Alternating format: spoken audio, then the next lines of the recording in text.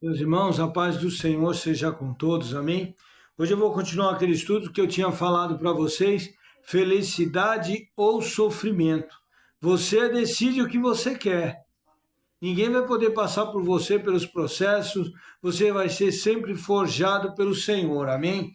Lá em 1 Tessalonicenses 1:10 diz assim: e esperar dos céus o seu Filho, a quem ressuscitou dentre os mortos, a saber, Jesus, quem nos livra da ira futura.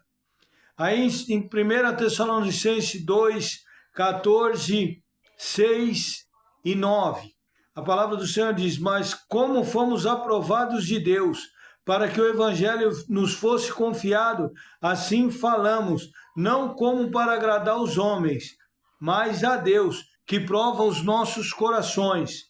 No 6 diz assim: e não buscamos a glória dos homens, nem de vós, nem de outros, ainda que podíamos, como apóstolo de Cristo, servos pesados, né? Aí no 9 diz: porque bem vos lembrar, irmãos, do nosso trabalho e fadiga, pois trabalhando noite e dia para não sermos pesados a nenhum de vós, vos pregamos o evangelho de Deus. Aí nós continuamos lá, em Mateus 6, 22 e 23. A palavra do Senhor diz assim: a candeia do corpo são os olhos, de sorte que se os teus olhos forem bons, teu corpo terá luz. Se, porém, os teus olhos forem maus, todo o teu corpo será tenebroso. Se, portanto, a luz não está em ti, são trevas. Quão grandes serão tais as trevas. Olha só o que a palavra nos instrui e aonde ela nos leva. Aí, em 2 Pedro 2,19, a palavra do Senhor diz: prometo-lhes liberdade. Aí você vai lendo lá no 2,19 e diz: aquele que se torna servo de qualquer coisa, ele se torna escravo dessa situação, ou do cigarro, ou da bebida, ou da mentira, ou da falsidade, ele vai se tornar servo, né? Aí a palavra de Deus diz assim: o reino de Deus é feito de perfeita disciplina. A igreja, como um corpo do Senhor Jesus Cristo, é formada dos nascidos do Espírito de Deus. Esse corpo é harmonioso porque funciona com perfeição, ou seja, nele há disciplina ordenada pela definição de cada um dos membros. Quando alguém rejeita essa disciplina para viver na injustiça, compromete o bem-estar do seu próprio corpo, tornando-se um elemento nocivo para ele mesmo. A promessa de pretensa liberdade oferecida pelos falsos mestres para atrair seguidores inclui abandonar determinados princípios da fé para que vivesse de acordo com a sua própria opinião. No entanto, aqueles que cediam a essa tentação voltavam a ser escravos das suas paixões e apetites carnais. Portanto, só é realmente livre quem não se permite dominar pela avareza, pelo orgulho, pela rebeldia e por todo tipo de qualquer coisa que pode te acorrentar a alma, que seja pesado para a tua alma. Porque em João 8,36 diz: pois se o Filho vos libertar, verdadeiramente tu estarás livre. Essa é a visão que nós temos que ter. Portanto, se Jesus te libertou, você está livre, né? Porque você está salvo. Aí você vê: quem crê em mim será salvo. E lá em Apocalipse diz: guarde o que tem para que ninguém tome a tua coroa até o dia da consumação dos séculos, para que você não venha perder a tua coroa, né? A palavra do Senhor diz assim: cada um pegue a sua cruz e siga-me. Nós temos que seguir os passos de Jesus, as pegadas de Jesus, porque ele é conselheiro, Deus forte, Pai da eternidade, príncipe da paz, maravilhoso. Ele é tudo de bom na minha vida e na tua. Continuamos. Lá em Salmo 9,17 diz assim: os ímpios serão lançados no inferno, e todas as nações que se esqueceram de Deus. Todo mundo que se esquece de Deus, ele volta para trás. Ele acaba tendo uma morte espiritual. Você acaba não reconhecendo a própria pessoa quando você vê na rua. Você fala, nossa, como envelheceu, como está abatido, como emagreceu, já não tem mais aquele brilho, já não tem mais aquele sorriso, porque ele se afastou da verdadeira fonte da vida. Porque o Senhor faz uma promessa, da água que Ele dá para mim e para você beber, do nosso ventre fluirão rios de águas vivas, né? São consideradas ímpias e perversas pessoas que se esquecem do Altíssimo e insistem em viver longe da sua vontade. Para elas, o julgamento e a condenação eterna serão uma triste realidade. É a realidade que nós estamos vendo. Tantas pessoas se acabando, tantas pessoas indo embora sem salvação. Continue orando pela nação, continue buscando pela nação, continue buscando pela tua família. Se as pessoas não jejuem, jejue você. Se as pessoas não orem, ora você. Se as pessoas não examinam a Escritura, examine você, porque isso é para mim e para você. Porque a palavra diz que a palavra de Deus é saúde para os meus ossos e para a medula minha e tua, né? Então nós temos que ter essa visão. Zacarias 4,10 diz, a felicidade, porque quem despreza o dia das coisas pequenas, pois esse se alegrará vendo o prumo na mão de Zorobabel. São os 7 olhos do Senhor que discorre por toda a terra. O Senhor corre por toda a terra. Nós não podemos desprezar as coisas pequenas. E as pessoas desprezam as coisas pequenas.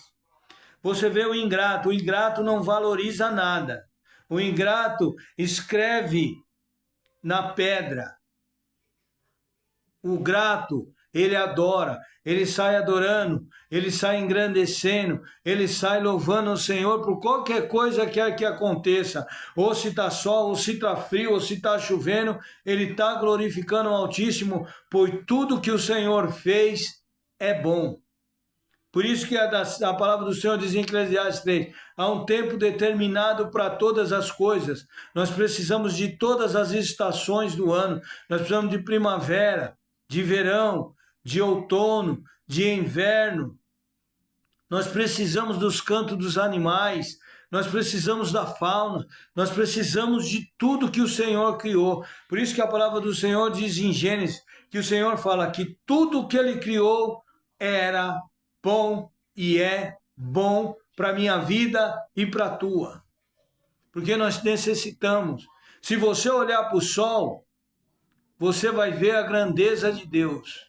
Se você olhar para a lua, você vai ver a beleza de Deus. E guarde no seu coração que as lutas, as dificuldades não vão durar a vida toda, não. Porque o Senhor falou, no mundo tereis aflições, mas tenha bom ânimo, eu venci o mundo. Ele falou para Josué, não temas que eu sou contigo, o Senhor é comigo e com você para nos livrar do dia mau.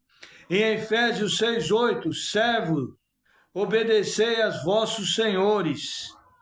Naquela época já era dito isso, e hoje nós temos que obedecer ao Senhor, porque o Senhor ele é digno de honra, de glória e de louvor. Igual eu li lá em 1 Tessalonicenses 2,4, mas como fomos provados por Deus. O que significa?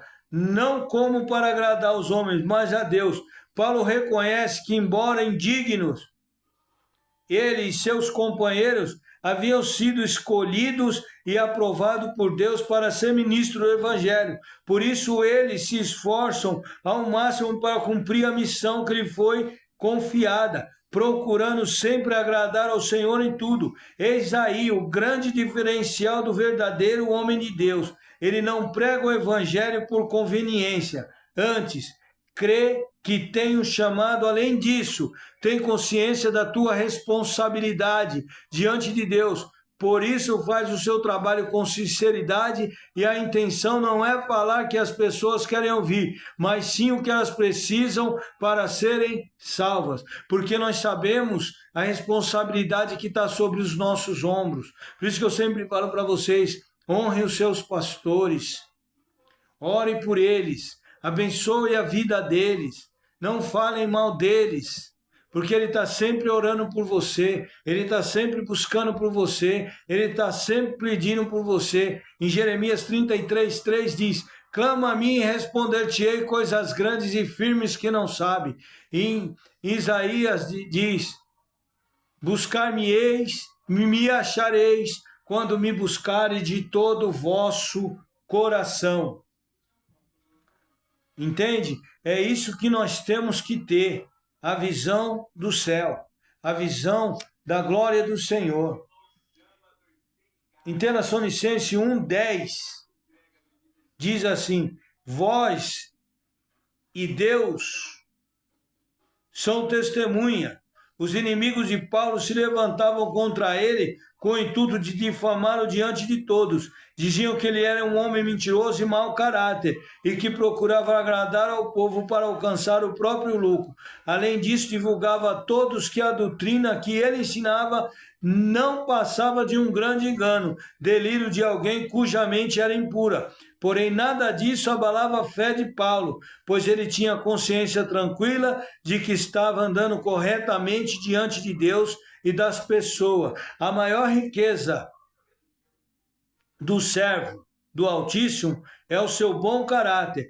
Por isso é isso que lhe dá credibilidade para falar da justiça e da verdade e o identificar como um verdadeiro homem de Deus. Mesmo que sofra calúnias, difamações, jamais abrirá a mão do seu chamado, que é pregar o Evangelho. Nós vamos ser caluniados, nós vamos ser difamados, nós vamos ser afrontados, mas fiel é quem nos chamou. Nós não temos herança. Em Números 18:20 diz que nós não temos herança. A nossa herança é o Senhor. Você quer herança melhor do que o Pai, o Filho e o Espírito Santo habitando em você, dando direcionamento para você, dando discernimento para você? Guardem isso. Procurem sempre estar na presença de Deus. Vocês vão ver eu sempre repetir muito isso. Busque ao Senhor, se humilhe diante ao Senhor. Nós temos muitas parábolas que o Senhor nos ensina. Lembra do filho pródigo que abandonou a casa do pai? Volte para a casa do pai. O pai está de braços abertos te esperando para te dar condições de poder agradá-lo a ele. Em Gálatas 1:10 diz: o que me importa é agradar a Deus e não aos homens. Tá bom? Que Deus abençoe e te guarde, que você tenha um final de semana na presença do Senhor, um final de semana na presença dos seus amigos, dos teus familiares, mas se você não tiver, você está na melhor presença que existe, o Pai, o Filho e o Espírito Santo, e você nunca está só, ele sempre se faz presente na minha vida e na tua. Se você imaginasse o que está preparado para mim e para você, rapaz, não tem tinta que possa apagar, não tem borracha que pode apagar, não tem papel que não pode cansar de esperar, porque o Senhor, ele sempre reconstrói a minha vida e a tua todos os dias.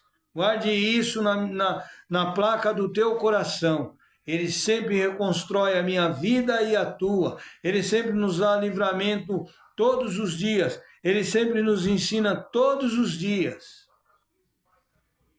Ora, é subir como asas de águia, acima das nuvens, e chegar ao céu, claro, habitado por Deus, e entrar na casa do tesouro do Senhor e fartar-se de uma fonte inesgotável de perdão para a minha vida e para a tua, de arrependimento para a minha vida e para a tua, de direcionamento para a minha vida e para a tua.